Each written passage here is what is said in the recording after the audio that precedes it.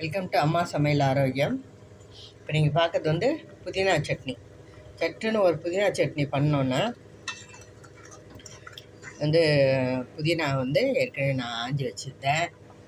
அதை வந்து ஒரு கைப்பிடி புதினா, ஒரு வெங்காயம், 2 தக்காளி, 3 பச்சை மிளகா, ஒரு 5-6 பல் பூண்டு, பெருங்காயம் இதெல்லாம் போட்டு அரைச்சிடணும். தேங்காய் வந்து ஒரு சில்லு போட்டு எல்லாத்தையும் பச்சையாகவே அரைச்சிட்டு இது வந்து கடுகு தாளித்து சும்மா லேசாக ஒரு வதக்கி சாப்பிட்டோம்னா அவ்வளோ ஒரு ருசியாக இருக்கும். எல்லோரும் நீங்கள் வந்து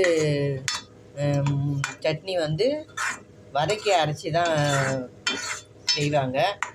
இது வந்து ஆக்சுவலாக பார்த்திங்கன்னா இதை வந்து பச்சையாகவே ப்ரெட்டில் தடவிட்டு டோஸ்ட் பண்ணாலும் சரி, இல்லை டோஸ்ட் பண்ணிவிட்டு அந்த சட்னியை தடவி சாப்பிட்டிங்கன்னா அவ்வளோ நல்லாயிருக்கும். பச்சையாகவே என் சின்ன மருமக அந்த ப்ரெட்டு இது வந்து நல்லா செய்வாங்க. இது மாதிரி பச்சையாகவே வந்து அரைச்சி ப்ரெட்டில் தடவி கொடுப்பாங்க டோஸ்ட் பண்ணிவிட்டு. ரொம்ப நல்லாயிருக்கும். நான் வந்து வெறும் சட்னி மட்டும் அந்த மாதிரி பண்ணி பார்க்கலாம் அப்படின்னு சொல்லிவிட்டு இன்றைக்கி ட்ரை பண்ணேன். நான் இன்க்ரீடியன்ஸ் வந்து இன்னொரு தடவை சொல்லிடுறேன். வெங்காயம், தக்காளி, ஒரு கைப்பிடி புதினா, 2 பச்சை மிளகா, ஒரு சின்ன துண்டு புளி, பூண்டு ஒரு 5-6 பல், தேங்காய் ஒரு சில்லு. இதை வந்து போட்டு அரைச்சிட்டு கொஞ்சம் பெருங்காயம், உப்பு இது போட்டு பாருங்கள் கொதிச்சிட்ருக்குது.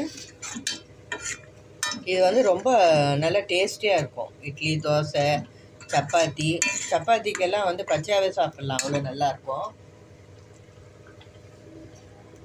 இந்த மாதிரி நீங்களும் வந்து ஒரு தடவை ட்ரை பண்ணி பாருங்கள். கொஞ்சமாக வந்து மஞ்சத்தூள், இது வந்து ஆப்ஷனல் தான், நான் போடுறேன். வேணான்னா விட்டுடலாம்.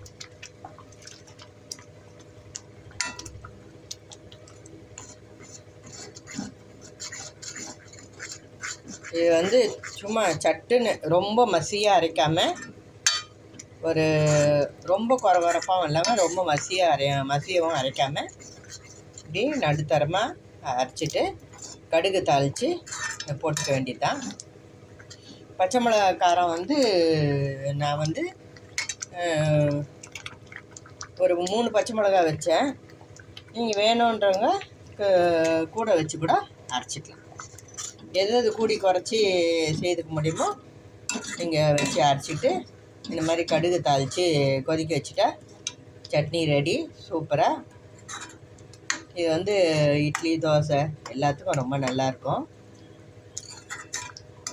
இது ஒரு புதினா மசாலான்னு சொல்லலாம். இதுக்கு இம்மீடியட் இது வந்து சைட் டிஷ் தொட்டுக்கணுன்னாக்கா இது மாதிரி செய்து நீங்கள் வச்சிங்கன்னா நல்லா டேஸ்டியாக இருக்கும். எப்படி செய்யுதுன்ட்டு ஃபாலோ பண்ணி நீங்களும் செய்து பாருங்கள் வீட்டில். அப்போ தான் அதோட ருசி தெரியும்.